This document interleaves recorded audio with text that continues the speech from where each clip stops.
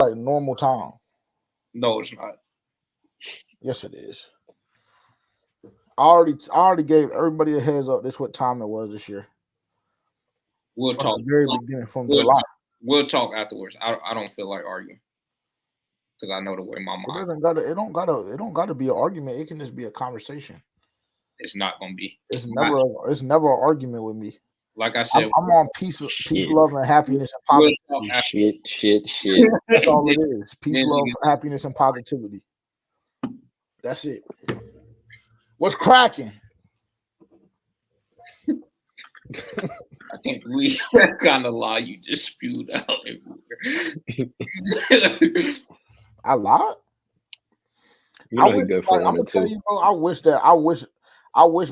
wish our phones weren't set up the way that they are now. You know how they just delete messages to save you space and you can't search the way. Man, I had messages dating all the way back from 2016 because I like pulling receipts. But you might get blessed and you might get lucky. I'm not gonna hold you.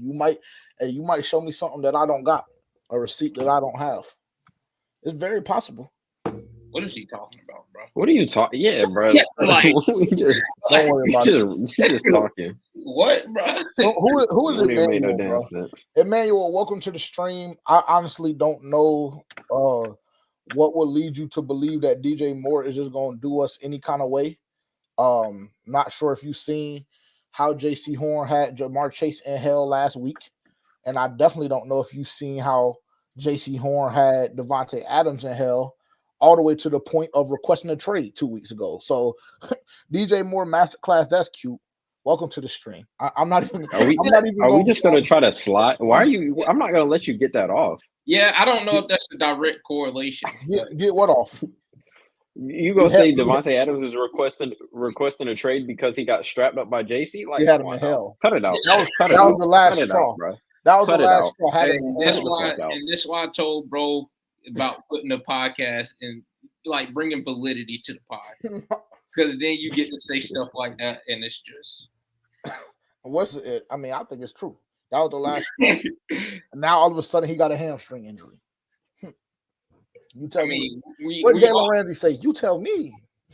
Yeah. You tell me who got who had. Yeah, yeah, nigga. 8 ball. What they say? 8 ball. Pay him. Pay him. Pay him. He don't even got to stay healthy. He can be out for the rest of the year. Pay him. Simple. Or I'm too far ahead of myself. now you're taking that stance. Yeah. Wow. I After mean, what it's you just okay, insane. cool. No, I'm not. Chill. Everybody relax, bro. Can I just get light in the mood a little bit? Like, just relax, bro. Just relax, man. What's up, Lucas? Lucas, what's happening, bro? What's popping? We got a very, very special guest in the building tonight with us for our Week 5 preview of the Carolina Panthers traveling to Chicago. Walt, what did he say, Walt? Walt, he said, you tell me. Shit, you tell me who got who had. Yeah, sassy with it. And he was strapping shit. So couldn't nobody You say do it. nothing. You do it. You replicate that a little too well. I have some questions a little off stream. You don't got no mind. Let me keep it to myself. Let me keep it to myself. Never mind. You got it. Yeah. Omar already don't put it in the air. Omar already don't put it in the air. That means we good. That means we activated. That means we locked and loaded and ready to go. What's happening? Welcome to For Panthers Fans Only. This is our Week 5 preview of the Carolina Panthers against the Chicago Bears. Like I mentioned a couple of seconds ago, we do have a very, very special guest in the building. Larry D from Bears Underground Talk is going to join us here in the next couple minutes. Going to let a couple more people join, and then we will get things kicked off. Gentlemen, how are y'all doing tonight? I feel like I haven't seen y'all in a long time just because I didn't make the trip this week.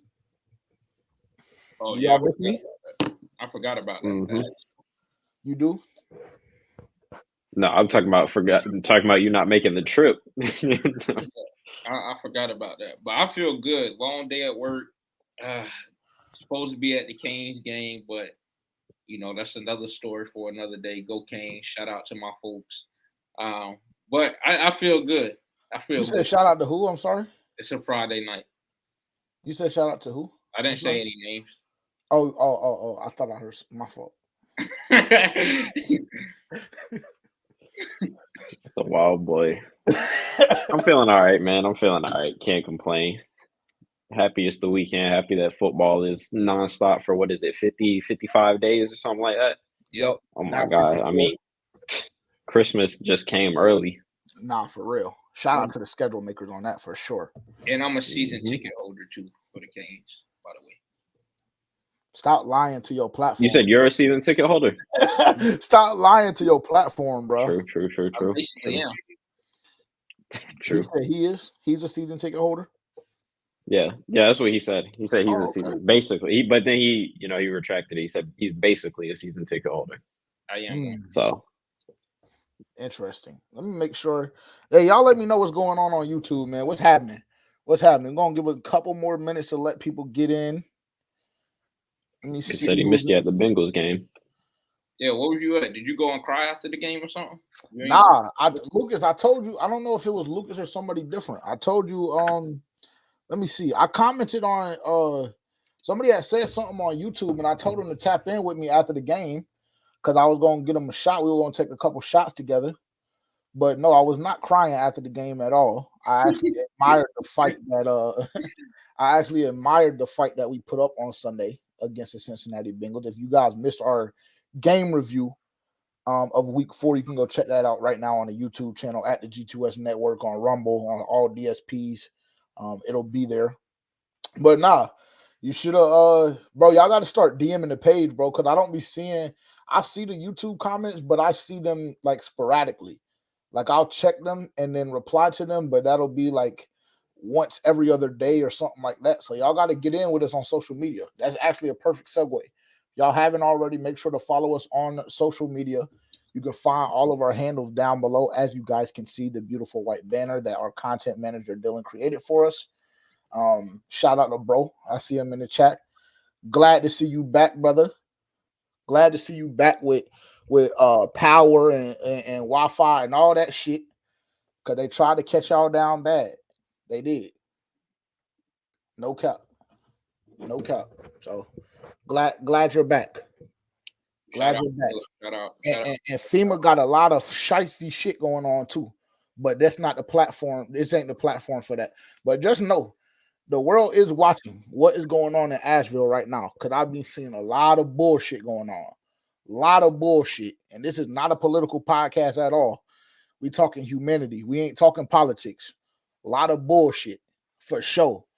And I've been watching. Very close eye. Very close eye. Oh, he said he still don't got any of that. I thought you told me y'all did yesterday. My bad. Clarify for me. My apologies. I thought you told me y'all were lit yesterday. Glad to see you back. You don't be listening. Glad to see you back in action though. Forgive him. For sure. Yeah, for sure. Definitely prayers up for Asheville and send aid if you can. If you're in a position to give to others and give back, definitely send aid, man. They need it. Nah, for real. Literally. QP, what's happening? What's happening? Omar, what you smoking on, Omar? Let me know what you smoking on in the chat, bro. That Bears pack. Huh? Huh? You know what time it is. We're gonna let Larry D defend it. We're gonna see what Larry D got to say. Don't worry about it. Yeah. We're gonna let Larry D defend on that Bears pack with a little bit of Steelers Keef in there. True. Yeah. Y'all might have a long I sprinkled it in. I believe in him. I believe in captain. I believe in the captain. Who is the captain? 4. Oh, now it's that. Cool. Now he's feeling. I believe in the captain. Cool. That's insane. Let's go 4. Yeah, let's go 4. Now he's gonna have to put up 50 points a week just to, you know what I'm saying? No pass. Cool, that's fine. None of that. Now it's all on the captain. It really just gives them Romo did it. Pull the tape. Romo did it. Pull the tape. boy. Pull the tape. Omar said he's smoking that Steelers Keef. True. Mm-hmm. Hey, if y'all want to donate to Dylan, our content manager, DM us on any of the social media platforms down below. we'll make sure it gets in the right hands. And this is not one of those moments where JJ is saying that we'll make sure it gets in the right hands to finesse. This is not one of those moments. There are some moments. I think that's very obvious. But there are this is not one of those moments at all. We need to make sure everybody, our people out there. I can't say what I want to say about that on there. What do you want to say about it? What I just say.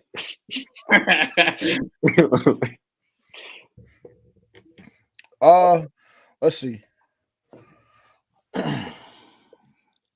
True.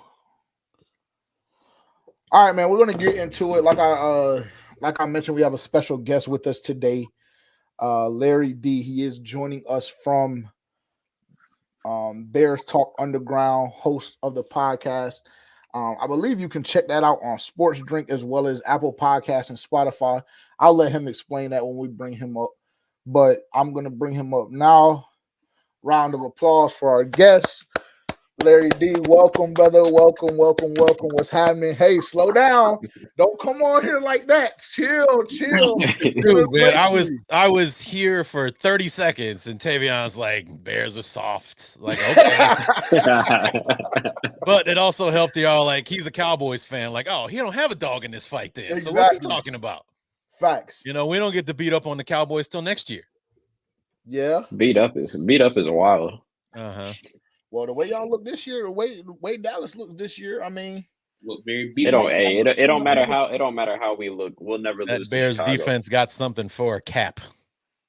Yeah, we got something for 4. We got something for him. Yeah, talk to him. And let me tell you something about your boy Tony Romo. Spice machine too. Okay, let me tell you about your boy Tony Romo. I was in college. I went to Western Illinois University, and in Tony Romo's senior year, he played in the playoffs against Western Illinois. In Western Illinois, and we took him to the woodshed 48-9 to end his college career. And I was teach him his history. I was the color commentator for the broadcast calling Tony Romo's last game in college, all 48-9. Dude threw an interception to a defensive tackle in that game. That's how much we had him all twisted. Talk to him, Larry D. Y'all on him. And I saw it coming a mile away. I was like, Romo probably likes the force throws. That star on the helmet, though. Yeah, that's before that star went on the side of his helmet. Because what he do to them Bears? That's before Jerry Jones wasted all that money on him. So I don't know. He ain't wasted on him. No, the people around him. Hey, bro. Hey, this is the thing, Larry. This is who you got to think. You got to realize you're dealing with. This is a guy that will damn near die for Tony Romo. Bro, I got as many playoff wins as Tony Romo does. Come on, man. Right, and I just don't understand why. It's like I never wore a star, and I got as many playoff wins as he does. I'm just saying, Romo was different. If I guarantee you put Romo in this Bears team this year, y'all got a shot at the chip. Stamp. Hey, but got a shot to be disappointed in the playoffs when he throws an interception in the end zone with the game on the line. I told you from the beginning, man. Apologies in advance for his delusion. I told you. Did I not tell you pre-show about 10 minutes before the show, man? As soon as I we don't listen to JJ's takes on quarterbacks because this is the same guy who, would have told you that Bryce Young and Sam Darnold were cooked in consecutive years. So we have a long history of his quarterback takes. It took Sam Darnold like 2 other teams after he left the Panthers to be uncooked. That's number 1.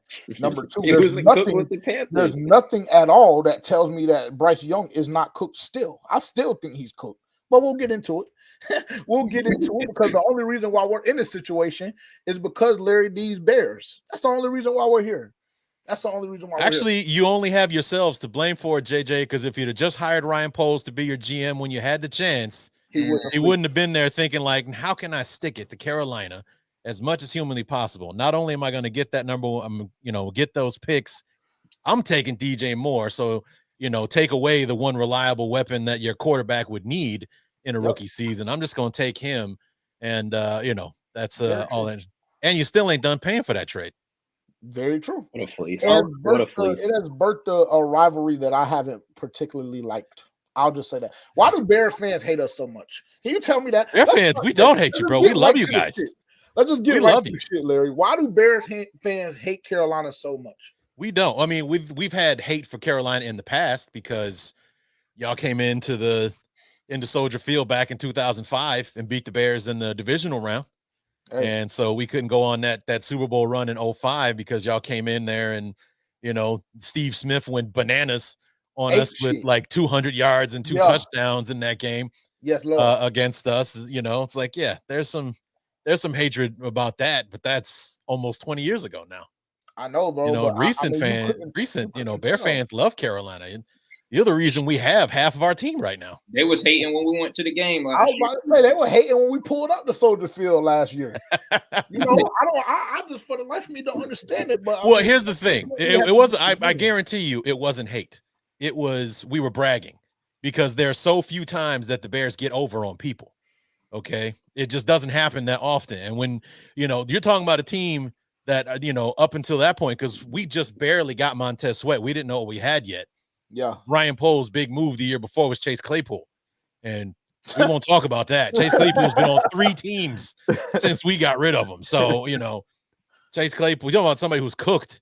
Chase Claypool is the definition of. You see, brother, in the dictionary under cooked is Chase Claypool. So but we finally had a trade go our way, and y'all still ain't done paying for it. So that's the other thing. It's like we still can't put a book on the close the book on the trade. Because we got that second rounder in 2025 to worry about. Yeah, and there's the fact that the Panthers wasted it. We got it back though. We good. We got ours back. We got it back from the Giants, so we chilling. We all right. And that stadium is god awful too. Yeah, yes, Soldier Field is horrible. Yeah, I can't wait for them to tear it to the ground. I cannot wait for them to do it because basically it just looks like they dropped a spaceship on top of the columns, and it's always looked terrible. Yeah, it's horrible. But you guys just got approved. If I'm not mistaken, y'all just got approved not too long ago, right? No, we did not get approved because y'all did? If Kevin Warren, the president of the team, had his way, we'd basically be building a stadium on top of our parking lot right now. But the city is fighting it, the state is fighting it, and we've got Arlington Heights in our back pocket. They want the Bears to stay in Chicago. Then they need to stop messing around and, approve the funding because the Bears are going to pay. I think they're willing to pay more than half of what it is. But, they're fighting it tooth and nail right now. So it's a pretty stadium. It's gorgeous, actually. But, who knows when they're going to break ground or where it's going to be, whether it's going to be right there in downtown Chicago or if it's going to be over in Arlington Heights. So then you can have people saying, well, it's not the Chicago Bears anymore. It's like, right. Just like it's not the Dallas Cowboys or the New York Giants or, it's the Arlington Cowboys and the New Jersey Jets and New Jersey Giants. It's like, come on now. It doesn't matter. It is what it is, I'm just giving examples, man. Calm down. I'm not hating on the Cowboys. I'm just saying that, the 49ers play in Santa Clara. They don't play in San Francisco anymore, but they're still the San Francisco 49ers. They always will be. So it's like, whatever, dude. So you're saying they should have kept the Oakland Raiders, even though they're in Vegas? No. I mean, you're leaving the region, you're leaving the state. You're not even there anymore. So no, that's completely different. Yeah, for sure. Well, let's get into it, man. Let's get into it. We are here for our week 5 game preview. I'm gonna go ahead and tell you right now, I'm the only one on this panel at this current moment that has the Carolina Panthers winning this game. I'm just going to go ahead and throw that out there right now. And I just, for the life of me, can't understand why. But maybe you can bring some clarity to my understanding. So let's get into it. Chicago Bears 2-2, Carolina Panthers 1-3. You guys clipped the Los Angeles Rams last week. Up and down game, a lot of good, a lot of bad. Kind of just jump into that a little bit. Let me know how you felt about the game. And then we'll kind of take a look at, the offense, because I know preseason you guys went undefeated. The offense had its ups and downs in preseason. I know Caleb only, played limited drives, whatever the case may be, but just take me through kind of what you're feeling right now, 5 weeks into the season and kind of just your outlook overall. Well, actually, the offense looked pretty good in the preseason, regardless of who was running it.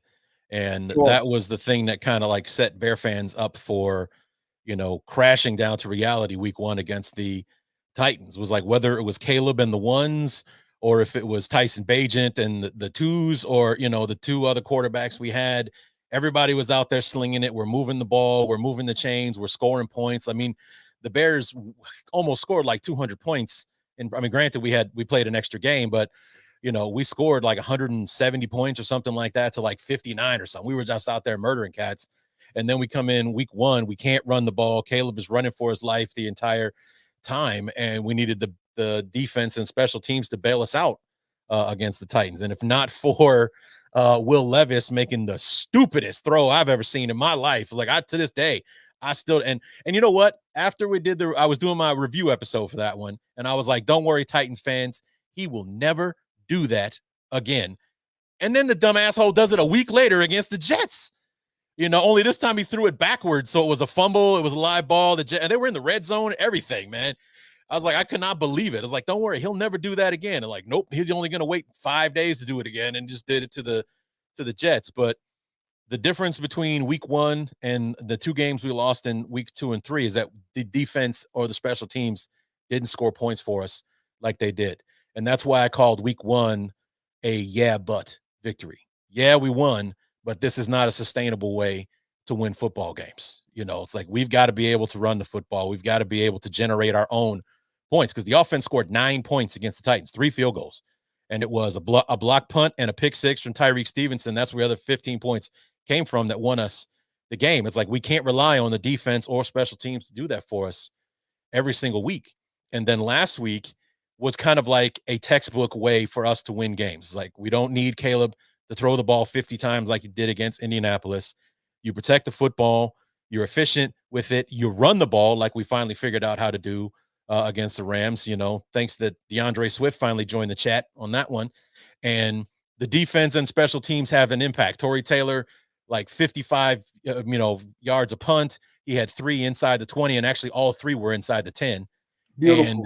And then the defense, bottled up on, they were playing a lot of bend but don't break, but in the end, they'd only allowed 1 touchdown and the rest was all field goals. And then Jaquan Brisker coming in with the interception at the end. It's like if special teams and defense has an impact, that's great, but we can't rely on them to score points for us. And last week was finally what that was supposed to look like. The offense scored all the points, special teams did its part, and then defense clamped down and did what it had to do at the end to give us the victory. So it's like we've kind of been trending up. And even though Caleb's stats have been kind of doing this, last week was the game that we want from Caleb. Protect the football. He was 17 of 23 as opposed to like 32 for 53 against the Colts. It's like if he throws 23 passes and 17 of them are good, as long as there's no interceptions, no fumbles in there, we'll take that. And we've got a defense good enough that will help us win football games if we do that. So that's what we need. And what the other things we got to clean up, or hopefully things we'll be able to clean up along the way, like pre-snap penalties and things like that. Yeah. I noticed y'all did have a couple of those in the first half. A lot of pre-snap penalties in the first half. Actually, they threw a lot of flags in that game, and really that's just a NFL-wide thing. I've been seeing way too many damn penalties this year. Yeah, it's been getting real nasty. It's like it's kind of hard to watch some of the games because it's like I don't understand why so many pre-snap penalties. It's like why all of a sudden this season everybody forgot how to line up, or everything is a legal motion, a legal shift. It's just weird. It pissed me off a lot. I'm not gonna lie. Yeah. Like now every offensive tackle's lined up in the backfield, so you got to cancel out this play because dude was 3 centimeters and farther back than he should have been, or he needs to have his head up the center's ass and it's only next to his ass, so that kind of thing. It's just there's a pre-snap flag for that and all that kind of stuff. They're just bracing you. They're just bracing you for the inevitable. The Chiefs are about to win the Super Bowl with the help of the refs. They're just showing you early that the refs are going to be on that shit. Yeah. I'm already loving some of the videos people are posting about that, Yeah, for sure. Well, off of that, I mean, I know that, like you said, it's been kind of up and down for the offense. DeAndre Swift, that is a big piece to that offense. I believe when you guys acquire him this offseason, I feel as though the expectation was for him was to play a bit of a larger role than he has up until this point. But I will say, you guys have hope this week because the Carolina Panthers run defense has been suspect, just to put it nicely, up to this point in the year. So you guys may turn things around offensively this week. Now, that's what I heard. I don't know, but we'll see. Because when we struggled against Tennessee, we struggled against Houston to run the ball, and then everyone's like, "Don't worry, Bears fans, the Colts are the worst. The Rams are the second worst. The Panthers are the third worst run defenses in the NFL. So y'all should be able to figure it out over these next few weeks. It's like, okay. And then we didn't against the Colts, and I was like, all right, where's the rope? Find my stool. I'm ending it. I'm not doing this. We're not going to play the worst run defense 3 weeks in a row and not run the ball. Like, come on now. So, but it's like last week was the game that we were looking for from DeAndre Swift. Not only did he have 93 yards rushing, but he also caught 7 balls out of the backfield for 72 yards. It's like, that's what we got DeAndre Swift for. That's why, as good a runner as Khalil Herbert is, as good a runner as Roschon Johnson is, that's why we went out and spent $8 million a season to bring DeAndre Swift in, because he can do both. Right. So, and you need that with a young quarterback. Oh, for sure. You need that. And he definitely was, I think he may have been our leading receiver last week as well, for 7 catches, 72 yards on top of the 93 yards and a touchdown that he had. So, yeah, he was. You know very well, don't you? Yeah, I got him on my fantasy team. So, like, I was very happy that he had a party last week, because, I mean, the past few weeks, like, he does too much dancing. That's the only problem I have with DeAndre Swift. Yeah. Like, he does too much damn dancing. I'm like, bro, just run through the fucking hole. Like, you want to sit in the backfield and dance around with the ball, get tackled 4 yards behind the line of scrimmage. Like, it really just pisses me off. Well, that was the thing, man. I has, on one hand, I felt bad for Shane Waldron, because there's no way with the offensive line playing the way it is, he's running the offense he wants to run. And at the other hand, I've had that dude's got bags packed since the Tennessee game, because it's just like, what are we doing? We didn't run any one of those like quick out screens, those other, and then we can't stop running them now. And the thing that I hate about those plays is that you're putting your team behind the 8 ball on those plays, because it's 3rd and 6. You throw one of those wideouts. Now it's 3rd and 9, because he's 3-4 yards behind the line of scrimmage, and he's got to run through the defense and get 10 yards where he only needed 6 at the snap of the football. And you're preaching to the choir here, but and DeAndre Swift, I felt bad for him, because he was running east-west a lot more than he was running north-south, because you snap the ball, Caleb turns around, hands it off to him. There are 3 dudes in the backfield. So maybe it was supposed to go in a 3 hole right between the center and the guard, but he's got to kick it out to the 9 hole before he can even think about running upfield. But it's like, you mean to tell me you couldn't score points when he was doing 20 carries for 36 yards, bro, against the Colts? 1.8 yards a carry didn't get you any points on Sunday, bro. He went crazy this past week. Yeah, like, he did. Especially like in the receiving game. But I think that even with like y'all having a back, because I think that y'all's offensive line is pedestrian. I really do. But I also don't think we have the defensive line to like really make them look as bad as they actually are. Music to my ears. Yeah, one being because Derrick Brown is down. Yeah.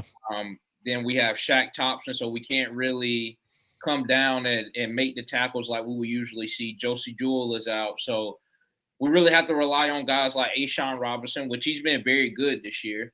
But then you have Shy Tuttle, a couple other guys we got to rely on. But yeah, I just don't think. Still on the injury report, if I'm not mistaken. I think Shy is still on the injury report as questionable. Well, that would probably be what, Nick Thurman now?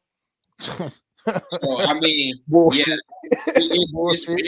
it's very nasty. We're becoming very thin on the defensive line or on the defensive side of the ball in general. So that's why I think that y'all will have a lot of success in the run game. And I like the teams y'all played, they've been getting after y'all as far as like getting after the quarterback. But we haven't really been able to rush the passer all year. So I actually think that not even just Caleb Williams, but if you give any quarterback time in the pocket to sit there and pat the football, it's going to be a long day. So that's one of the reasons that I have us losing the game, just because we're not going to be able to generate enough pressure, I think, to really wreak havoc like we should behind like a pedestrian offensive line. Yeah. I mean, I would agree on that aspect of things, especially with the weapons that you guys have. I mean, you guys did a very, very good job. And I don't like giving the Bears or Bears fans credit for anything just because of what has occurred over the past 2 or 3 years. But y'all's front office did a phenomenal job with surrounding Caleb with talent. Yeah. And, I mean, I don't think that – well, obviously, we haven't seen Keenan Allen pop yet. I know he's been dealing with that heel injury. Yeah. I know things have been kind of rocky with DJ Moore as well. But we've seen Rome get involved a little bit. We've seen DeAndre Swift last week get involved. So I mean, I agree. If the pass rush looks similar to what happened last week against Cincinnati, it's going to be a long day for that defense. It's going to be a long day for our defense for sure. So I agree with that. Well, I mean, we've been seeing the connection between Cole Kmet and Caleb growing, and that everybody's favorite saying is that every rookie quarterback's best friend is his tight end. Yeah. Yes, sir. And we've been seeing that kind of build up. He had 10 catches against the Colts 2 weeks ago. He had 5 or 6 more this past Sunday against the Rams. And we kind of saw him get out of that hero ball mode last week against the Rams as well. Even with him being under pressure, that touchdown pass that he did throw to DJ Moore was a perfect example, because our tackles were getting Jared Verse ate Braxton Jones's lunch all day. Yes, all day. I mean, he had Braxton on roller skates all day long, and Caleb sat there in the pocket. He looked off the safety, ran him off, and then that opened up the middle of the field for DJ, threw a dime right over his shoulder for a touchdown. Saw that he was being covered by the linebacker. That's the matchup you want all day. And he hit DJ with the throw, and boom, we got the touchdown on that one. And both of our tackles were getting closed in on top of him on that play. And he just stood in there, stayed in the pocket, looked off the safety, boom, hit DJ down the middle for the touchdown. And I feel like in even the week before like that against the Colts, he probably would have been running all over the place trying to find somewhere to get rid of the ball. Yeah. I think he needs to run a little bit more than he has. With Justin, he ran too much. And with Caleb so far, he hasn't run enough. And, I would like to see a little bit more running, somewhere in the middle between the extremes of him basically fighting not to run and Justin Fields running the second there's more pressure. I would like to see somewhere in the middle. I think that would work really well for us. For sure. I want to ask you a question piggybacking off of that, what you just said about Justin and Caleb. Now that we have a sample size of like 4 games, right? Mm-hmm. Do you feel like would you have preferred to keep Justin, or are you happy they went in a new direction and went, with Caleb, seeing what Justin is doing in, Pittsburgh? I was having them at 3-1, and I wanted to keep Justin Fields, and that's got nothing to do with Caleb Williams. The thing was, when I was watching Caleb Williams highlights from USC, all I saw was Justin Fields. I saw the quarterback running for his life because he had no offensive line last year. It's like maybe it would have helped me to see Caleb from 2022 when he won the Heisman, and he had Mario Addison, and he had an offensive line where he could sit back there and do whatever he wanted with the football. But when I'm watching 2023 highlights and he's running for his life, and he's using that, I knew I could recognize he had arm talent that just didn't have. He has generational arm talent for sure. But as far as the plays that he was making, it was like, we already got that guy on the team. We already have him. Justin Fields has got an arm. He can throw a football through a steel wall if he wanted to, but it's like I preferred to keep the guy that we had. And Ryan Poles was on the whole resetting the rookie contract clock thing, which when you're a general manager, you got to think about that stuff. But when it became the thing and we traded him to Pittsburgh and we're moving on, I'm a Bears fan, bro. I got to get on board no matter what. So this is the same thing like when we drafted Trubisky back in 2017. I was all about Jamal Adams in the 2017 draft. I wanted the Bears to keep building the defense, keep building the team, then go get your quarterback. And instead, not only did we draft a quarterback, we traded up for one. And yeah, he's on his he's on his 3rd or 4th team since he left Chicago, and back to the first one that he left or that we got rid of him for back in Buffalo, and all that kind of stuff. It's like, so for all that worked out and everything. But I wanted to keep Justin Fields, and even up until the season started, I still say I would have loved to see what Justin could have done with Keenan Allen, DJ Moore, Roma Dunze, and all and DeAndre Swift in the backfield on top of it. It's like but then again, he's getting coaching that he wasn't getting in Chicago and Pittsburgh. So that's why Justin Fields has been balling out the way he has. It's, Luke Getsy was garbage and, a terrible play caller, and did everything he could to put Justin in a bad position every single time. So, So you're not one of those Chicago fans that thinks that Caleb Williams is Jesus. Just for I'm on board because Caleb's our guy, and I've been impressed, and I see things from him, and it's like I see he's our quarterback, he's our guy, and we're good. But it's just when that whole I mean, dude, the Caleb versus Justin discussion began when we started 0-4 last year. You know, we had that game against the Broncos. We had a 28-7 lead in the fourth quarter. We managed to blow it. And then, of course, the cherry on top was Justin throwing an interception to end the football game. Ever since then, I mean, at the time, we had your pick and we had ours, which would have been 1 and 2 in the draft if the season had ended that day. And everyone's like, yep, we draft Caleb, we bring in Marvin Harrison, and we're off to the races. Pack Justin shit and throw him out the side because we're done with him. It's over with when we had 13 weeks left in the season. It's like, can the season finish out first before we start packing Justin's bags? Or so, you know, so it just I was over it. And when the offseason started, I went off social media. I was gone. It's like I've been sick of doing this during the season. I'm sure as hell not going to do it when there's nothing else to do. So I was like, I'm out. It's like I'm done. So interesting. Okay. Yeah. It was like I'm on board with the Caleb Williams train, but going in, I was like, I'd prefer to keep Justin Fields. You know, I think he'd be fine. Get him some new coaching, get him a real offensive coordinator that's going to actually put him in a position to succeed. And let's see what we got. We just ran out of time with Justin is all that happened there. He just he came in at a bad time, lame duck coach. And then, you know, his second year, the GM tears the team down to the studs and he's got nothing. And, you know, and then last year, like I said, we just ran out of time. Yeah. Tevin, did you have something? No, I was just going to say, Dylan said, don't worry, Caleb would be playing in Pittsburgh in a few years. Hey, we'll see. We'll see. But no, it sounds like your stance is kind of similar to actually, no, I won't say similar to mine. Because when we drafted Bryce, I was during the offseason, I was just at a point where I was just like, I guess I don't care. But before the I guess I don't care stage, it was CJ. It was CJ. But in that same breath, the situation, like people also don't take that into account. And that's something that I kind of had to reflect on just over this past off season is like, okay, well, now that we have a chance to actually look at this season overall and actually dive more into the film and things like that, it's like, what did he have around him? And Bryce's situation, he didn't have shit around him. And I gave him credit for that. This year, something totally different. I'm completely done with Bryce, but I hope that you guys' experiment works out a little bit better than ours did. Yeah. Good luck on that. we're not off to the best start, but we're not off to a bad one either. So let me just say, in the first 4 weeks of the season, you guys have the same amount of wins that my rookie quarterback from last year has won his whole career. So think you guys are okay. Defensively for Chicago. Y'all got some dogs over there. Y'all got some dogs over there for sure. Y'all gonna go against a Carolina Panthers offense that has been on the up and up. You know, the last 2 weeks, what did we put up? 24 last week, if I'm not mistaken, and 36 the week prior. So, you know, in Carolina, we've been feeling really good, bro.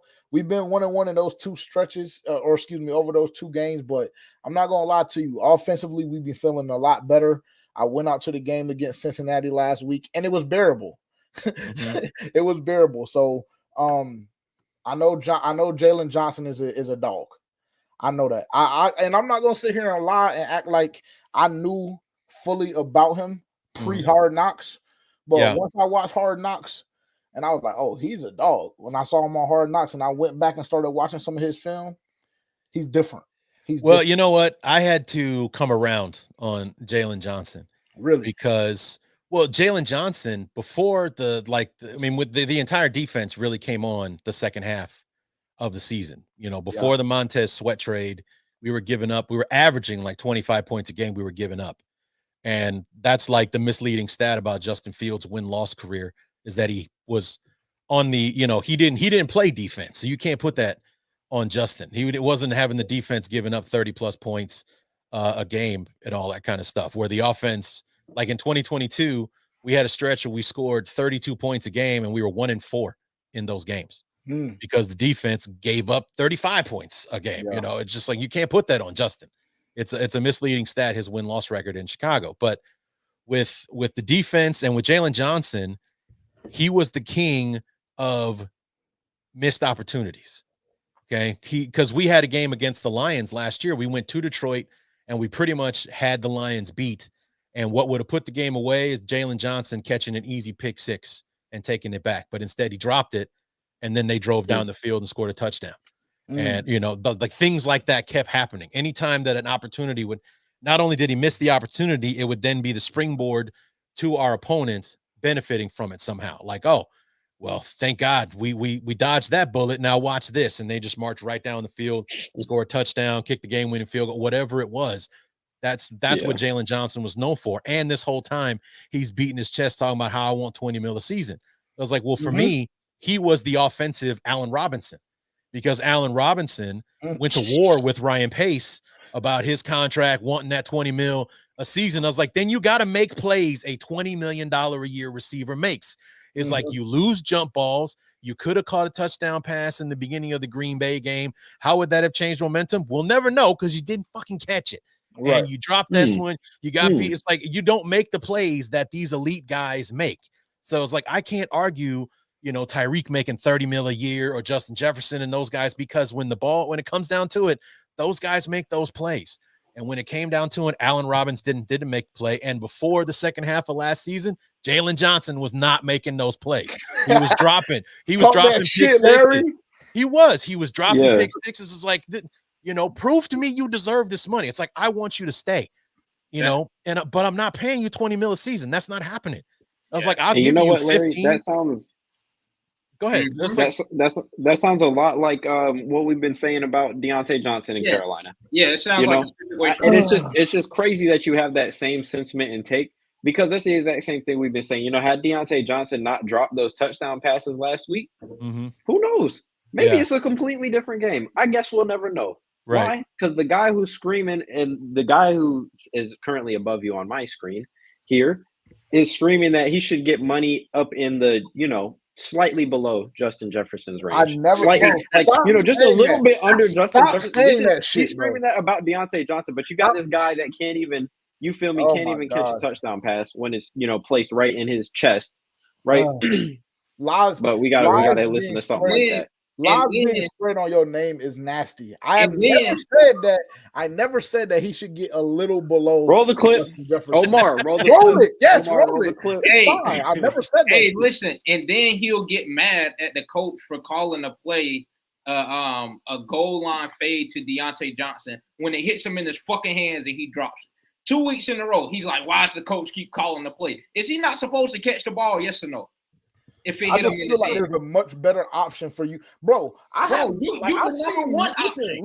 you're the minimal fade routes won in the end zone by any receiver since Megatron. Like I couldn't tell you if I recall 5 to 10 fade routes being completed in the end zone by any fucking receiver. So I just hate that. I just watched Jawan Jennings do it twice 2 weeks ago. Who? Jawan Jennings, old boy from the 49ers.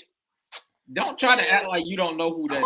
Well, hey, man, the few years that we had Jimmy Graham in Chicago, that's all he did was catch touchdowns in the end zone. Hey, and I can live with that. If you're fucking 6'6", 260, I can live with it. You're talking about Deontay Johnson that's like 5'11", 215. Bro, it's hitting him in his hands, bro. Stop trying to shoot him bail, bro. The ball is hitting him in his hands, like, and he's dropping it. But he's supposed to be the guy we go out on a limb and pay. No, man, show me what the fuck you can do. Because he's looking very Allen Robinson-esque.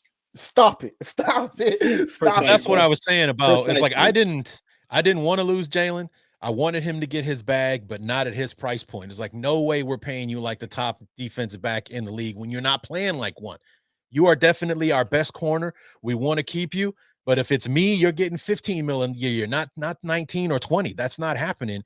But then he had that last 8-10 games where he was literally like baiting quarterbacks into throwing interceptions. It's like you making them think, and I'm in it, and then just drops back into the zone, pulls the ball down, boom, we got it. You know, making clutch interceptions. He started doing that in the second half of the season. And so I had no problems when Ryan Poles came in, 76 over 4 years. That's 19 mil a season. So didn't get that 20. He came close, but he didn't quite get it. And he's ours for the next 4 years. I'm down with that.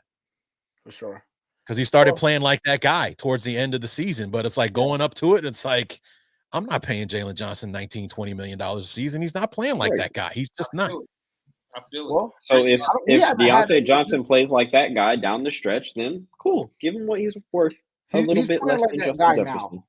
now. And Larry, I think that this is the difference between just the Carolina, the situation that they're referencing and the situation that you're speaking on, right? Mm-hmm. The difference is like Chicago, you kind of understand and know, bro. We just got Caleb Williams. Like, I'm fine with being in Chicago. Chicago is a beautiful city.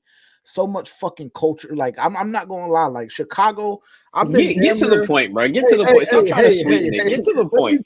Because you about to try to spin it type crazy. No, get to the point. No, bro. Because I hate when y'all try to do this. Chicago, beautiful city. So much culture. I got it top 3 or 4 on my personal list. I've been all around the fucking nation, right? So the difference is, like, bro, I can spend some time in Chicago and be okay if I'm a football player. Because for one, I got bread and I'm fine, right? Mm-hmm. And I know on the other side, like, we have this rookie quarterback who people have graded very, very high. We got Keenan Allen, we got DJ, we have weapons, etc. Right? The difference is, like, you can live with a situation like that. You can't necessarily live with a situation like a fucking Charlotte, with all due respect, because I be in Charlotte, so I want no smoke. I promise. I want no smoke. But a situation like Charlotte, where they just drafted a guy last year, 1 overall, and he looked like complete dog shit. They haven't had a winning record since I don't even know how long, like, et cetera, et cetera. So the situations are different because, unfortunately, if Carolina has the opportunity to bring in a hostage or put a player in a hostage situation like a Deontay Johnson, where we can go ahead and give you a new contract now, you have to fucking do it. You're not in a position of leverage or just in a position overall to allow a player to play out a full season, tell him to prove it to me, and he's a fucking unrestricted free agent. Because why in the hell, realistically, would I pick Charlotte over any other team in the NFL? Why? So that's always been my position. Beat it. We're not paying top dollar for mediocre talent, bro. But this is the thing, Terrence, and this is why I hate when y'all bring up the fact that I said anything about Jeddah's money. The only reason why I was specifically acknowledging Jeddah's money was to say that he reset the market. So if he resets the market and the highest paid receiver before he resets the market is $23 million, then you can get a Deontay Johnson for 11 and a half, 12, $13 million. But because the market is fucking reset to 30 million, you're going to have to pay a Deontay Johnson 18, 19, maybe even $20 million a year. You're just simply going to have to do it. So that's the only reason why Jeddah's even got remotely close to being brought up in the conversation. And my stance still has not changed. You have a wide receiver 1. He's proven over. And listen, don't crucify me because it's been a very, very small sample size over the last 2 weeks. He's shown you his ability to do it. Has he not? Yes or no? Has he shown you the ability to be receiver 1 in Carolina? Yes or no? He's also shown us why Pittsburgh. He's also shown us why Pittsburgh traded him, or why Pittsburgh was willing to. Yeah, why Pittsburgh traded him. What does it matter? He's not in Pittsburgh no more. He still has a drop problem. He had a drop problem in Pittsburgh. That was never the position. That was not the reason why Deontay Johnson was traded to Carolina. It just simply wasn't. That's not a fact. Okay, that's not a fact. So you think if he didn't have a drop problem, he would have gotten traded? He didn't have a drop problem, is what I'm telling you. If you go look at the stats, he didn't have a drop problem. They were frustrated. The fan base was frustrated with him because he had a couple of drops in crucial moments. That's why they're upset with him. That is a drop problem. That is a drop problem. A couple of drops in crucial moments is a drop problem. That is a fucking drop problem. Them stats be bullshit too, because I just seen the stats the other day where they said he dropped like 2 passes over the span of 2 games, when I damn near seen him drop 3 last week. You got to understand. You had no, slow down. Go slow. It's why you and Tavian, y'all be trying to speed through shit. You have to understand the difference of what exactly a drop is and what we're grading a drop at. A drop is a ball hits you in your fucking hand. You don't make it. It's not rocket science, bro. Yeah, like, bro, stop trying to be all don't come down with it as an NFL receiver. That is a fucking drop. Hey, Larry, this is what I have to deal with. Larry, every fucking week, this is what I do. JJ, you sound like you belong with the rules committee, bro. So you don't want me, defining what a catch is and all that kind of stuff. It's like there's no interpretation when it comes to a drop. It's like, did you catch it? No, then you dropped it. Period. No, and I just don't, because thank you. There's no nuance to dropping the pass. I will say there's 2 drops that he had undeniably. the 2 drops on the fucking go routes. I will give you those. But the one that you keep trying to reference with the fade route, bro, that's good fucking coverage. I can't. The nigga, he gets paid too. He gets paid too. What you want me to do? He gets paid as well. Be better. He made a phenomenal play. That's a GM and a coach's favorite line after they fucking lose. He gets paid too. He gets paid too. So, all right, cool. Anyways, apologies for that. And this is listen, the Larry, trajectory if of you our can't fan tell, base. say Soft it as again, hell. Terrence. This is the trajectory of our fan base. Soft as hell. We're so fucking far gone that we allow mediocre talent. We see mediocre talent and just allow that shit to wow us. And then, Larry, you know what I always ask them? Because it goes back to me saying, why would I pick Charlotte over any other city? What alternative do you have? You have Deontay Johnson in your back pocket right now. Why let him leave? Why let him test the fucking market? Because you're not going out and getting nobody of any relevance at all. And if you're placing your bet all in on Xavier Leggett and fucking Jonathan Mingo, I'm sorry, forgive me. I'm just personally not there yet. I'm not. You needed Deontay Johnson in the room to allow those guys to grow and develop into whatever players they will become. Simple as that. And as you can tell, Larry, this has been an ongoing debate amongst us specifically, because to me, it's a problem. And then when I have to fucking sit back on a random Tuesday or Wednesday afternoon and start hearing rumors that we potentially might trade Deontay Johnson or potentially might trade Adam Thielen when they just got competent quarterback play 2 weeks ago, and since then our offense has been looking like damn near one of the best in the fucking league, and then I had to come up here and defend it. I had to come up here and defend it, and niggas are going to gaslight me into believing like, I'm tripping. But okay, cool. Y'all got it. I don't understand why y'all were shaking y'all's head and because I said what I said. Yeah. We shook our head at the same thing. Was Andy Dalton the first quarterback in the NFL this season to eclipse 300 yards? It was against the Raiders. Like, let's be who it was against. The Raiders are coming apart at the seams right now, bro. You can't really. I mean, they got it when I didn't give them a chance in hell to win that game, and they came out. Not only did they win, they killed the Raiders, but killed them. You got to look at what's going on in Vegas right now. 2.5 years. Yeah, right now, Mark Davis is like, damn, I could have hired Belichick. I could have hired somebody, Instead, I got Antonio Pierce. You talking about gaslighting. He's talking about dudes making business decisions. We have to get rid of some of these cats. Like, okay, man, you're going to say that on TV. You're going to run into some problems in the locker room. You're going to divide your team up, and now your best player wants out of town. And you know how he said this is the problem with our fan base? The real problem with our fan base is they think in their fucking head that this is the Carolina Panthers of the past that saw multiple conference championships and saw multiple playoff bursts and saw multiple divisional titles. And unfortunately, that's just not the position that we're in. So you can go out and get a fucking Greg Olsen and a Jeremy Shockey when you have a Cam Newton, or you're bringing the Cam Newton in. Unfortunately, this is like fucking Carolina's like purgatory right now. So when you have even mediocre talent, like Terrence would like to fucking classify him as, you cannot allow them to go test the market. You simply can't. You don't have leverage. It's funny how you take that stance and say the fan base is in purgatory when I was saying this all last year, and then you was the same dumb motherfucker that would go in and say that we have a chance of making the playoffs and all this other shit. Like, you are the reason the fan base is like this because you gas niggas up off of straight bullshit. Like, tell them your record prediction for this year. Tell them that. And it's just idiotic, bro. It's just idiotic. What was my record prediction? Just know it was in the double. It had double digits. Yeah. It had double digits. I think you had the Panthers winning more than 10 games.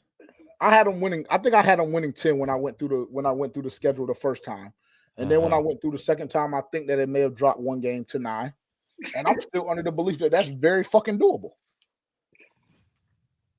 I'm under the belief it's very doable. No, bro, listen to me. Thank you, Larry. I'm glad that somebody else can experience what we have to experience on a weekend basis with these crazy stances. Listen to me. The only reason why it changes now at this point, in my opinion, is because you just lost your middle linebacker for the season and you just lost Derrick Brown for the season. If both of those players were active and healthy, I would still be standing on that shit maybe 10 times more than I was before because now we got fucking Andy Dalton and Bryce Young is a thought of fucking yesterday. Like I tried to tell your ass last year, and I tried to give him slack. And Terrence likes crucifying me for what I did over this offseason because, you know, I'm trying to be optimistic. I'm trying to give the fan base hope. And I said, I believe Bryce Young will take a significant jump forward this year in this new offense. He had the inability to do it. He's fucking trash. Get him gone. Get him out of here. You do nothing but mislead the fan base talking about giving them hope. You give them a sense of false hope. That's the fucking problem. That's the problem. Apologies, Larry. Apologies. I mean, it's a tough spot that you guys are in because you're in the most schizophrenic division in all of football. Exactly. You know, it's like I did an NFL show last year, so I know the pains of trying to, and I run a pick'em league with my listeners.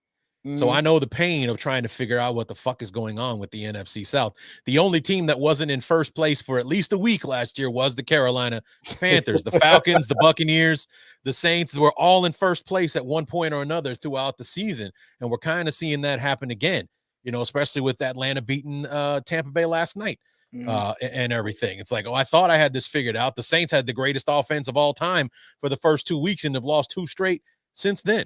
You know, and they got to play Kansas City on Sunday in Kansas City. They're going to get their ass kicked out there.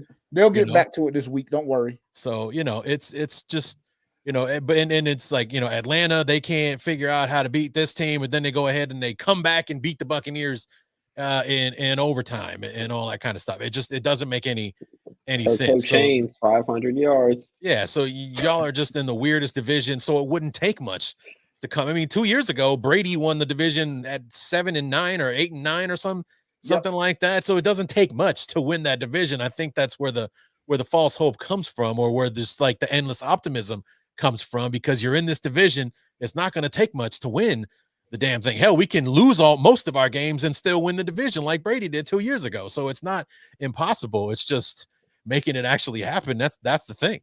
Yep. And with talent like Deontay Johnson, you can do that shit.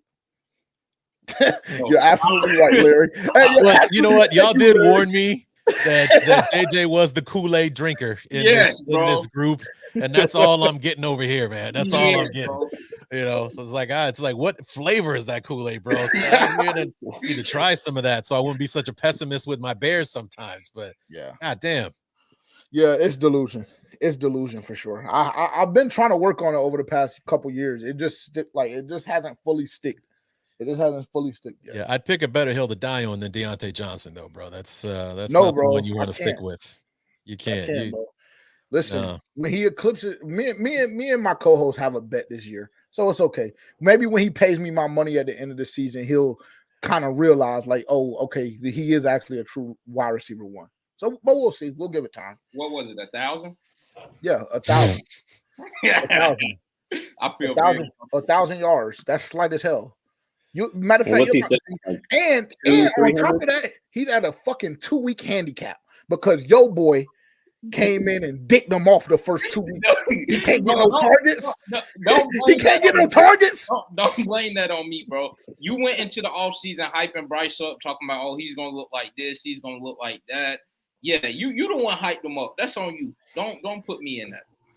Fair enough. Speaking of quarterbacks, Larry, do you feel like watching what you're seeing out of Jaden Daniels?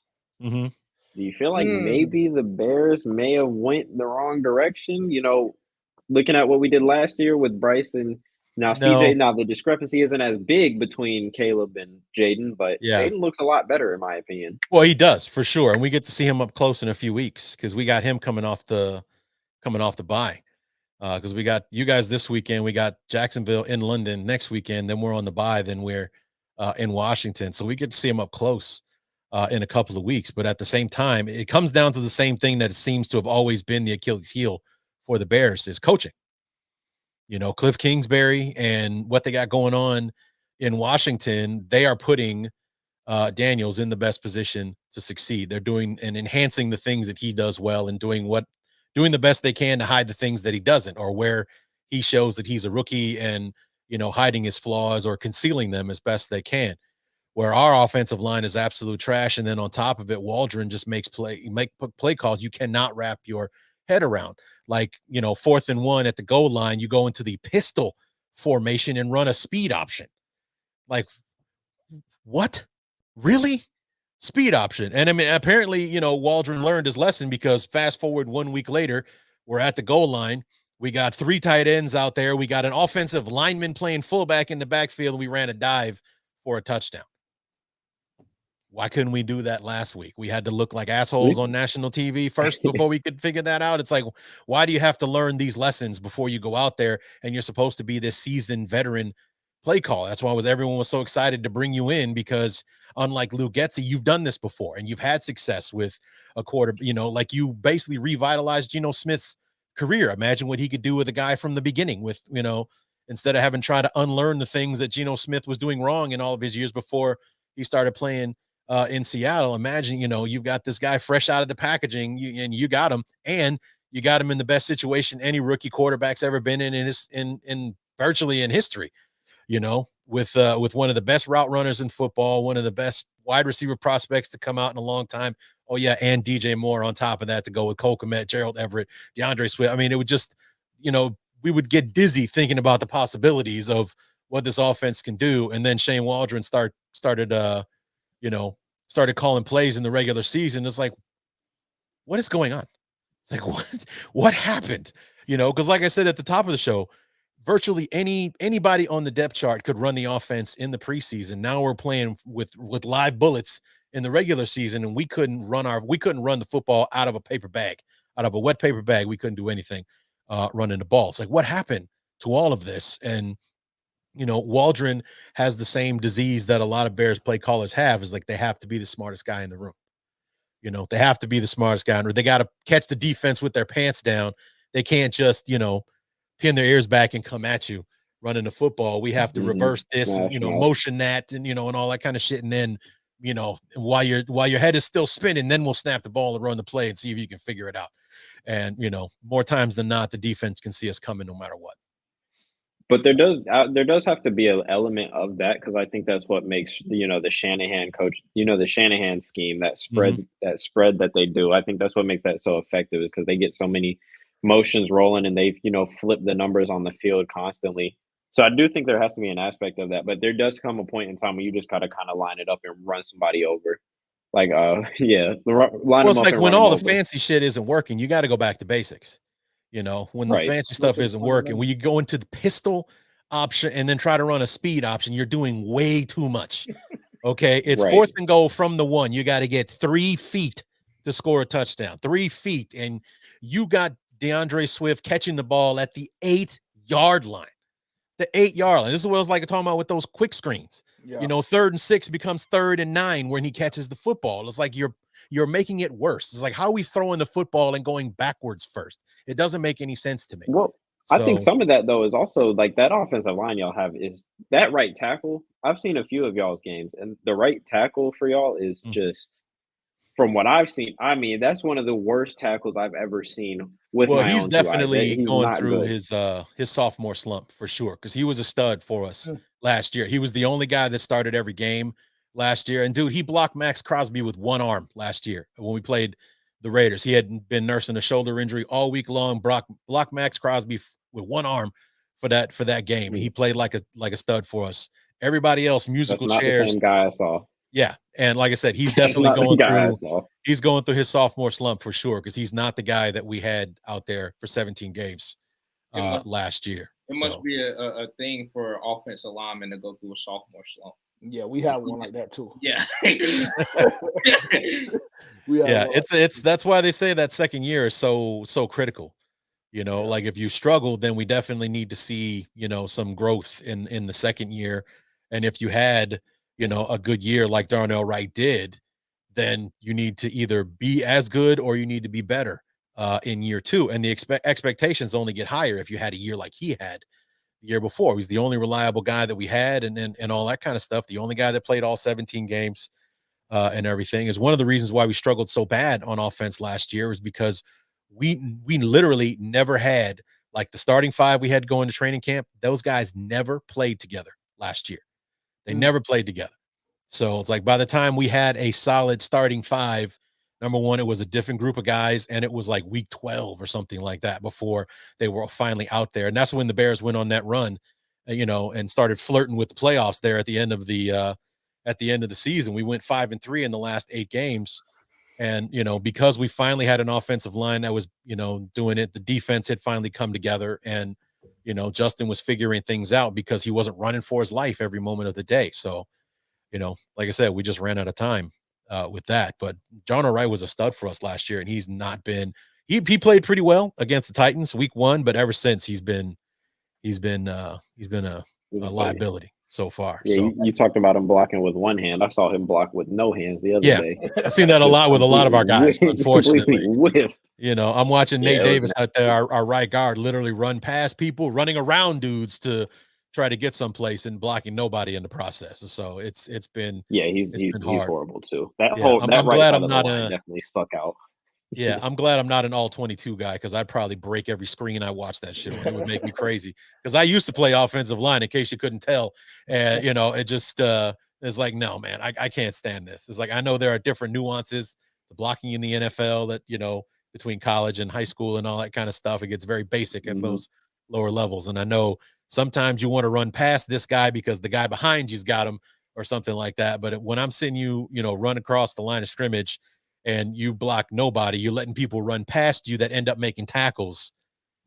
You got to explain that to me. It's like, make it make sense. And I'm seeing that too much with the Bears so far this year. What would you what would you do with JJ up there, Larry? What would I do with him? Because my boy used to play D. Yeah, my boy used to play D tackle. Put him in the dirt. It'll be a depends, long man. Day. It'll be a long day, Larry. It depends. It's like, I could probably get you hooked up, but how far we're going and everything, because I remember when I was in high school, I played against a guy. He was a D1 guy. He had signed his deal he was going to Wisconsin. He was 6'5", weighed about 340. He was a house, but his first step was straight up. First step, he's basically standing straight up.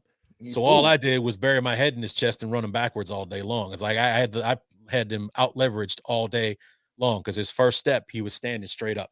He was basically presenting his chest to me. So all I did was grab him by the shoulder pads and take him wherever I wanted him to go, because he wasn't. I mean, he was a horse. I had lower back pains for the next week after that game, but trying to push him around like that. But it was a leverage game. I was lower than him without even trying.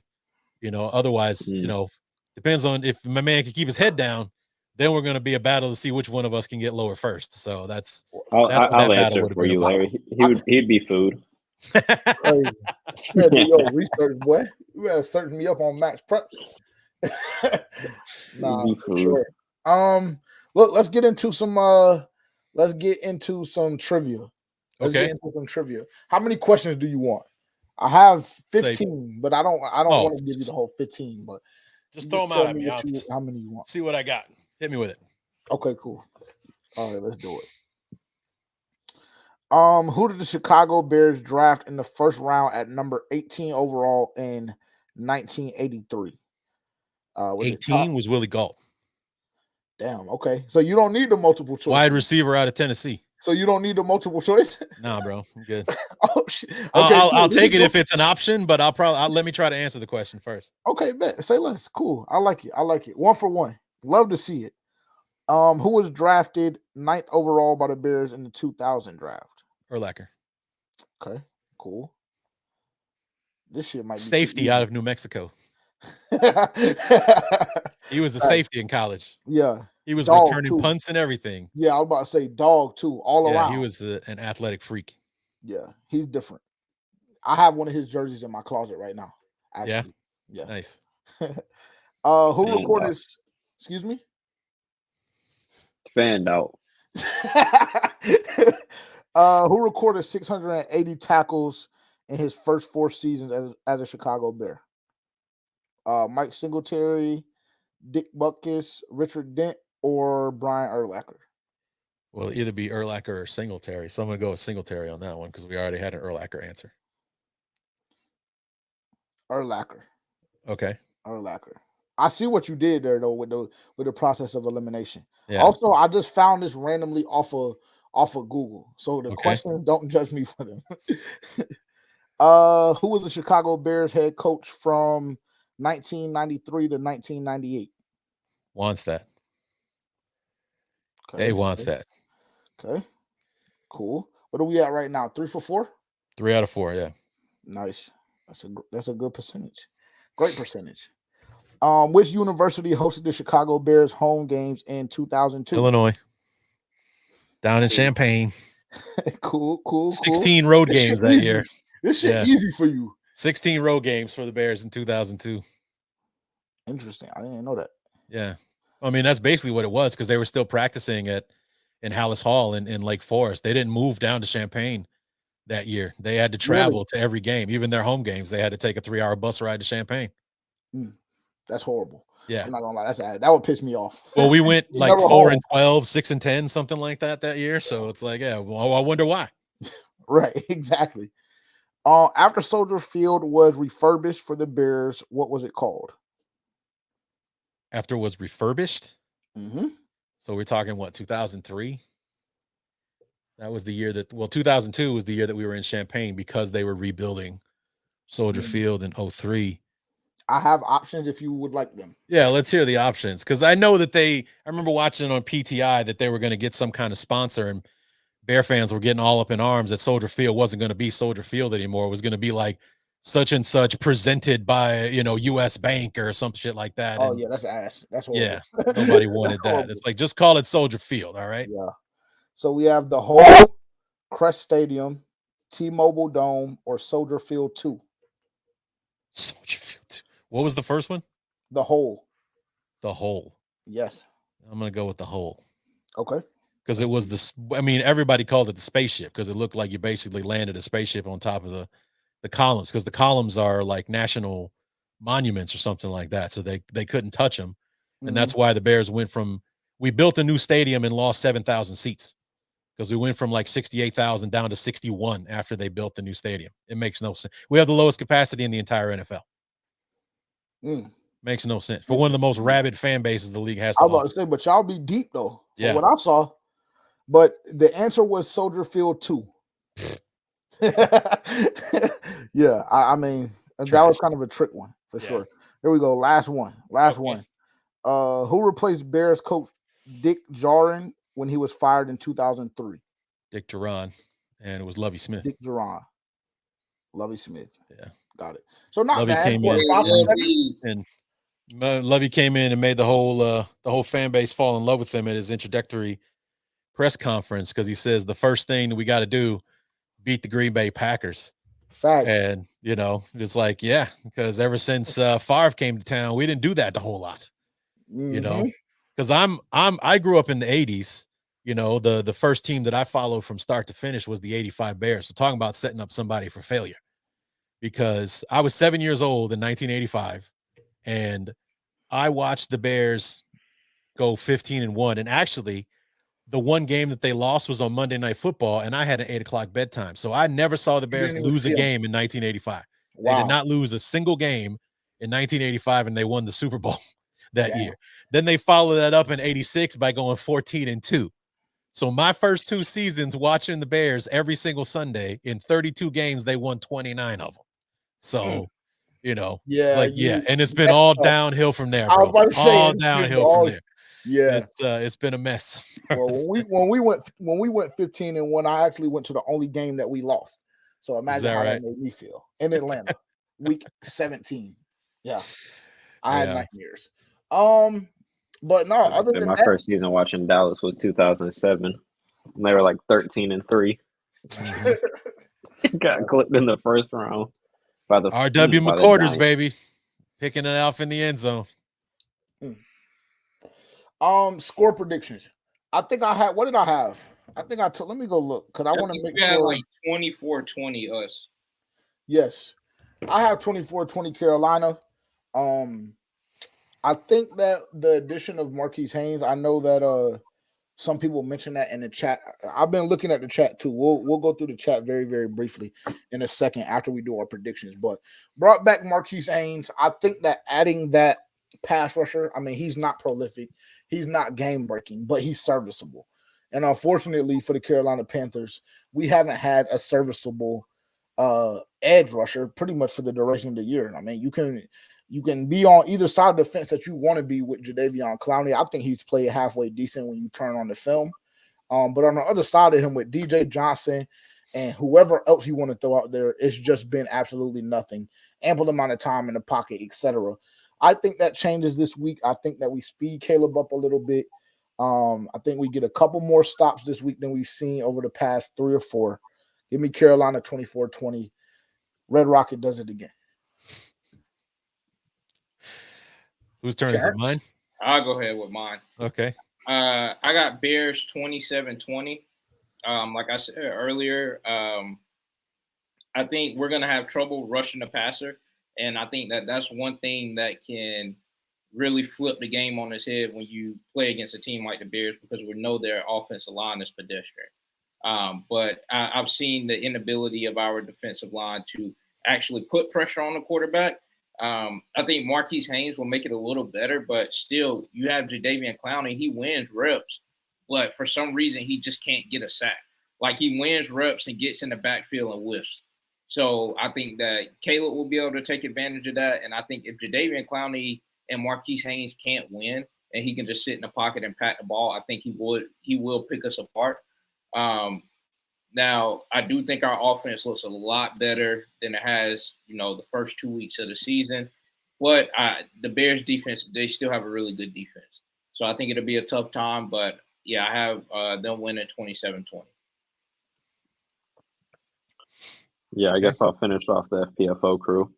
Pause. Yeah, that was wild as hell. That was wild as fuck. Yeah, pause for sure. Continue. Oh shit. Nah, but I got the Bears winning 24-21, and I kind of want to bump it up to 28-21 right now, just because of the amount of injuries that the Panthers are dealing with on the defensive side of the ball in particular. I mean, not being without your captain and Shaq Thomas, and being without Derek Brown and Smith. My bad. Continue. You drunk? Oh yeah, I'm a little bit. But being without some of their top performers on the defensive side of the ball, I definitely think it's going to be a tough one to stop the Bears' offense, just because they have so many weapons on the outside. And if the one weakness that they have is the offensive line, in my opinion, on offense, and the Panthers don't even have the appropriate personnel to be able to take advantage of that. So I think it's going to be long for that defense. And I think the Panthers' offense is going to be all right. I think they'll be able to move the ball. But I do think the Bears are going to be one of the better defenses that they've come across up to this point in the season. So, while the, revival story of Andy Dalton is really cute and all, there's a reason that Andy Dalton's played on like 5 different teams in the last 4 years. So I got the Bears 28-21. I like 26-16 for the Bears in this one, because I think we're good to give up give up that one touchdown drive and everything like that. But otherwise, the Bears are a masterclass at bending and not breaking, settling for field goals and things like that. The only problem is our offense is good at that too. It's good at maybe moving the ball a little bit. If we get anything going, we always seem to tense up in the red zone, or when we get into scoring position and have to settle for field goals. So that's why that's where I came up with those numbers. I think we'll see a lot more field goals than we will touchdowns in this one. And the Bears also have like a 9 or 10 game streak of allowing 20 points or less. So I think this is a good game to keep that going as well. So, you guys have your scoring opportunities, but I think the defense will shut that down for the most point. And I think 26-16, 23-16 is probably in the area that I'm looking for a final score on Sunday. Cool. Not mad at it. I'll be the black sheep of the group today. No problem. Y'all told me I drink the Kool-Aid anyway. Larry said I'll be drinking the Kool-Aid too damn much. So hey, cool. They told me you drink the Kool-Aid. He told you too. By the way, he was up. He showed you. Any injuries that you guys have on your end, Larry? Just very briefly, I have the list here. I know that Zach Pickens and Terrell Smith are out, or at least they're ruled out. Tevin Jenkins is questionable with bruised ribs for the game, which means he's probably more than likely to play for us. Yeah, Terrell Smith, he's a good defensive back, so we'll miss him. But we got Tyreek Stevenson, Kyler Gordon, and Jalen Johnson with Kevin Byard and Jaquan Brisker, who had a star-making game last week against he looked different as hell. Yeah, he was salty that he didn't get Defensive Player of the Week too. He was salty about that because he had 12 tackles, an interception. You know, he was all over the place, man. Yeah, led the team in tackles the whole 9 yards. But you know, everybody else seems to be fine. Like everyone who was banged up a little bit during the week was all full participation this week. So it's like DeAndre Carter, Tevin Jenkins are questionable, but DeAndre Carter plays some snaps on offense, but otherwise he's our punt returner. So, you know, don't really need him to be full participation to return, you know, to run 8 plays in a game, if that. Yeah. And then for some reason, I always hate this. Mercedes Lewis is on the injury report every week because they give him Thursday off. So that Veterans Day of rest puts him on the fucking injury report every week. It makes no sense to me. You know, it's like, why is he on the injury report? You gave him the day off. He's not injured or anything like that. He's just 40. So you gave him a day off. So, you know, but you got to put him on the injury report for that.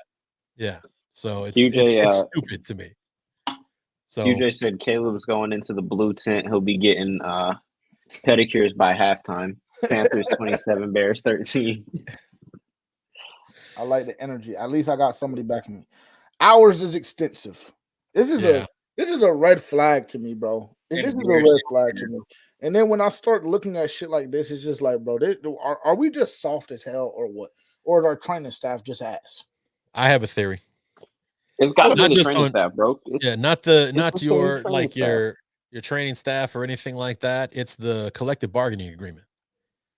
Back in 2011, when they came out with that new collective bargaining agreement, they basically took football practice out of the deal because you're only allowed to have 1 week of contact. You don't have football players practicing football during football practice. It doesn't make any goddamn sense to me. And you're wondering why their bodies can't hold up because you want them to go from 0 to 100 on Sunday when they haven't touched each other all week long. Yeah. It's like, and you're wondering why, you know, injuries are skyrocketing and things like that, or why guys can't even make it out of preseason half the time. It's because their bodies aren't prepared for it. It's like anybody who's playing the game knows there's 2 kinds of shape when it comes to football. There's being in shape, and then there's being in football shape. Game shape. Know? Yep. And you know, I had Emory Moorhead from the 85 Bears. I had him on my show, and he couldn't agree with me enough about what I was saying. As far as, you know, it's like, because I remember from my days playing football, the first 2 weeks, my arms would be covered in bruises because, you know, my body wasn't used to the beating. Yep. But it's like, I'm, you know, still going to practice, not wearing pads on my arms and everything. But after 2 weeks, those bruises, I'm not playing the game lighter, but my body's used to it. It understands what I'm asking of it during the football season, and I'm more prepared for it. It's like, you don't have these guys out there hitting, you know, with practice. You don't have them going through 2-a-days. I mean, that's not really necessary, but hitting every day during preseason, I think is 100% essential to get your body prepared for what you're asking it to do for the next 5 months in football. And because they took that out of the collecting a bargain agreement, you know, for player safety, which is fine, but at what cost? You know, it's like the preseason isn't even the preseason anymore. Weeks 1 through 4 are the preseason, because that's when people are actually playing football, because they don't even do what they used to do, where it's like week 1 in the preseason, you play 1 or 2 series, or you play the first quarter. Then the second, you play a full quarter and change. Then week 3, the quote unquote dress rehearsal game, where the starters play the entire first half and they start the second half before we sit everybody down, kind of thing. They don't even do that anymore. I'd say they don't even do that because our starter didn't play anything but 1 drive the whole preseason. Yeah, and the coaches aren't helping, because they think that the reps they're getting in practice, that's enough, man. These guys are showing me enough in practice, or these these joint practices or whatever, where they're still not hitting each other. They're still not doing the things they would do in a game. Absolutely. And then wondering why guys are dropping like a little bit on that. I would push back a little bit on that, because you do hear this sentiment around the NFL. Like, coaches do complain about not being able to hit anymore in practice, not being the way that it used to be, at least when you have the older, more tenured head coaches in the NFL. Because I'm a Cowboys fan. I listen to a lot of Cowboys content, which means inevitably Mike McCarthy press conferences. And that's something that Mike McCarthy says all the time. He talks about, he's like, guys can't hit anymore. We can't go out there. We can't hit. You know, the ramp up is a lot different nowadays than it used to be. just because you can't go so hard. So I do think it does definitely lead to the injuries, and I think, in my opinion, leads to a lot of missed tackles early on in the season. Well, it also leads to a lot of bad football too. Facts. You know, you see guys missing tackles, putting their head down where they should be looking up, and you know why the hurdle, you know, and to make guys miss the tackle, why that's become so prevalent is because you're staring at the ground as you lean your body towards, and I'm just gonna olay your ass and jump right over you and get another 5 yards. I'm gonna be on ESPN tonight thanks to you. Well, so, Larry, I'm pretty sure you can guess who this was, but somebody on this platform, they were okay with that. They were okay with not playing the starters in the preseason. Take a wild guess. Let me think about that real quick for a second. I wonder. The way y'all been dogging him the whole show, I wonder who that was. So. Hey, heavy is the head. That's what I tell them all the time, bro. Heavy is the head. I can handle it. We'll just go through a couple here for the Carolina Panthers. Obviously, as we know, Josie Jewell and Shaq Thompson both out this week. That'll be huge. Definitely going to have to keep our eye on that position group with Trevin Wallace and what he put on film last week. I mean, Jesus Christ. It was abysmal, to say the least. Deontay Johnson, he popped up as well, had a DNP earlier in the week, limited. I think he'll be a go. Obviously, he has no designation, so he's good to go. I think that's just them handling a star as they should. At Terrence, at Tavian. Charles Harris, he's ass. I hope he doesn't play on Sunday. We'll be a lot better off. Robert Hunt, that's kind of scary. But I mean, we saw him on the injury report last week as well. He was able to go. That first drive was very, very tough on him from the looks of it. There were a couple of plays where he was getting up slow and things of that nature, but I think he's going to be okay. And I think that the limited participation throughout the week is strictly just precautionary. However, he does have that questionable tag beside his name. And then on his counterpart on the other side of the line, Damian Lewis, we'll see him back this week. But I will say shout out to Chandler Zavala, because Chandler Zavala had a really, really good game last week. That was definitely something that we were keeping our eyes close on. And really there was not much drop off between Damian Lewis and Chandler Zavala. So shout out to Zavala for his performance last Sunday, though we are happy that Damian Lewis will be a go this week against Chicago. Who else that we need to mention?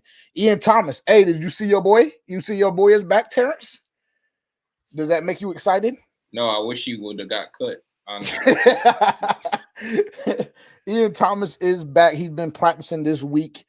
Still has that questionable designation. If you guys remember, I covered on Move the Chains that he did go down during camp. Actually, I don't even know if he had more than 2 practices. So gonna have to keep our eye on him. Still dealing with that calf injury to a certain degree. But maybe he comes in and provides a spark into to that tight end room that has been relatively pedestrian up to this point in the year, honestly.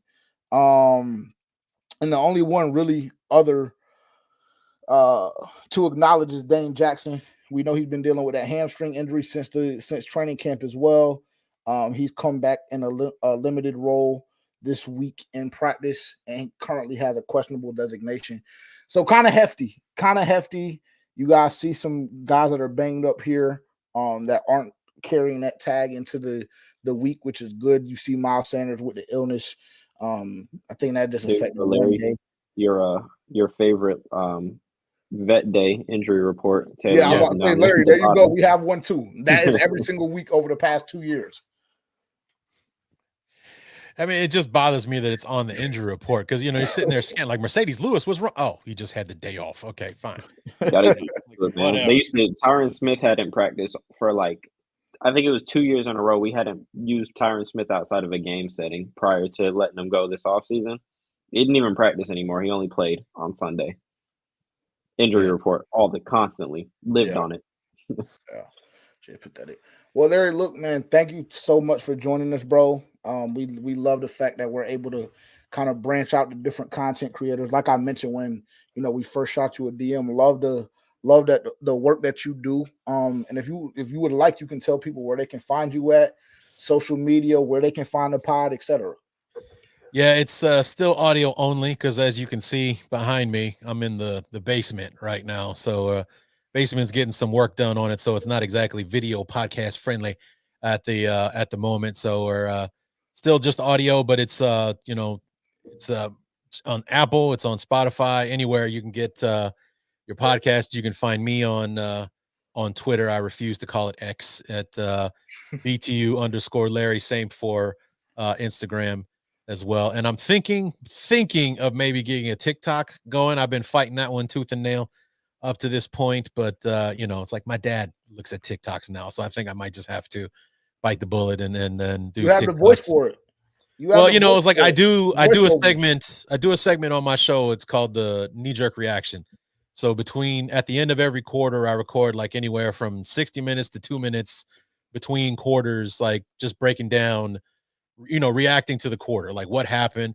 Because if you listen to it last week, I had Shane Waldron's bags packed and I had his grave dug after the first quarter last week. I was absolutely done with Shane Waldron after the first quarter. But by the time the game ended, we're running the football, we're moving the ball around, Caleb spreading the football around, that kind of thing. We didn't run that dumbass screen pass, the quick screen to the out pass. It was like we stopped running that and all that kind of stuff. So I was much happier, and we scored on 2 drives back to back in the second half. So Shane Waldron can keep his office for one more week, and we'll see how it goes, kind of thing. But it's like, I was thinking that maybe one of these days that the knee-jerk reactions would graduate to TikTok.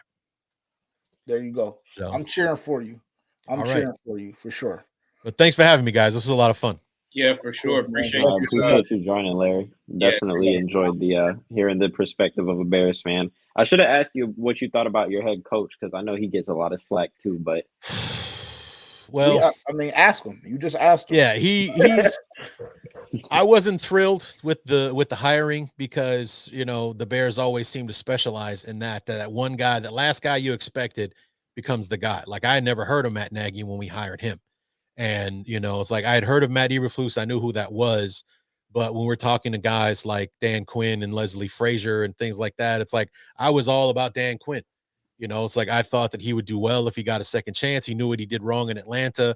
He won another opportunity. I thought Chicago would have been the perfect place for that. But Ryan Poles and Matt Eberflus were kind of like a package deal. So that was going to happen. And didn't really have a judgment of him the first year in 2022 because Ryan Poles, number one, Ryan Pace left the cupboard bare with no cap space and like 4 draft picks, so Poles didn't have anything to do during the offseason, and he tore this team down to the studs anyway, because literally at the end of the first season of Ryan Poles, we had maybe a dozen Ryan Pace players from 2021 still on the team. Like he literally wholesale cleaned out the whole thing, got rid of Roquan, traded away Robert Quinn, traded Khalil Mack. It's like we were unrecognizable to what we were at the end of 2021. But then last year, it's like, okay, we went out and we got DJ Moore, we got some draft picks. We're doing things now and all that kind of stuff. We start 0-4, and the defense is worse than it was the year before. Luke Getsy's still ass as far as a play caller is concerned, and and all that kind of stuff. It's like this is, and he also, I got to tell you, man, that makeover he gave himself during the offseason was like beard, almost like instant credibility with the bear. I mean, combing his hair because he had this very much like soccer dad, aw shucks, just happy to be here vibe to him. It was like now he looks like a grown man. He looks like somebody that needs to be taken seriously now, And he's still kind of got the same vibe as far as like being an easygoing kind of guy. But it's like I can see why the players like him. I can see why they respond to him and everything. But he just hasn't gotten the results yet. It's like I don't know if he'll survive this year if we go 7-10 again, or or something like that. Like he needs to win if he wants to be around long term. So and I think he's an awesome defensive coordinator, so he won't have a problem finding a job after the Bears fire him. He'll be out there leading somebody's defense when this is all said and done. But it's about getting wins, and right now that we're batting 500 so far this season, and we'll see how it goes, because like we got this week with you guys, that's a winnable game for us. Jacksonville's 0-4 right now, and they're just circling the drain. And then we got Washington, Arizona, and New England before we start playing our division games. So y'all could get right. Y'all could. Yeah, the only game I'm really worried about right now is Washington, because I think we can handle Arizona, and I think we'll beat the unholy piss out of New England. So it's like I like our chances, because those last 8 weeks, I don't know if you've had a look at our schedule, But the last 8 weeks are all 6 division games, Seattle and San Francisco. Those are the last 8 weeks. It's like, Have fun. The NFL gave us 10 weeks to get our shit together, and then they're throwing us right into the middle of it. In the deep end with cement shoes for the last 8 weeks. It's going to be rough. It's going to be, and it's all NFC games too. It's all NFC games, so there's no room for error in those last 8 weeks. So yeah, we'll see if we can get it figured out. Sometimes as a fan, you want that though. You want that. If you think that y'all have a shot to make the playoffs or whatever the case may be, then that'll be your test right there. That'll be your test. I would love it if we did. I've been saying 9-8, 10-7 is where I've had the Bears, like when the schedule came out, taking most of those losses in the second half of the year. Like I'm not going to pick the Bears to beat the Packers until we fucking beat the Packers. We haven't done it in 6 years. And, we've only done it once in like the last 8 or 9. It's been a shit show playing the Packers. And they found new and interesting ways to make it hurt every single time. So, from having a lead into the third quarter and watching them slowly piss it away to Aaron Rodgers screaming to our fan base in Soldier Field that I own you. And that's been his running joke for the last 5 years. This is his second year not in Green Bay. He still says that. Yeah. Now Jordan Love has been transferred ownership to Jordan Love. Yeah, he mentioned Jordan Love on Pat McAfee not too long ago, if I'm not mistaken, like 2 or 3 weeks ago. It's like, you know what, Aaron, fuck you, man. For sure. Well, look, man, thanks so much again. If you guys are watching on X and you caught kind of the back end of the preview, you can go over to YouTube right now, catch the full version at the G2S Network. Huge shout out to Larry D for joining us, host of the Bears Talk Underground podcast. Terrence Tavian, thank you so much for being here. Make sure to follow, like, comment, subscribe, turn that bell notification on. Carolina Panthers kickoff at 1 p.m. on Sunday. Make sure to be tuned in. Have your popcorn, have your beer, have whatever you choose to enjoy and indulge in, because I think it's going to be a great game. We'll tell you all about it on Tuesday. Again, make sure to like, comment, subscribe, turn that bell notification on, and we will return on Tuesday at 9 a.m. like we always do to give you guys our official game review. Once again, thanks everybody for tuning in, and we will talk to y'all very soon. Peace.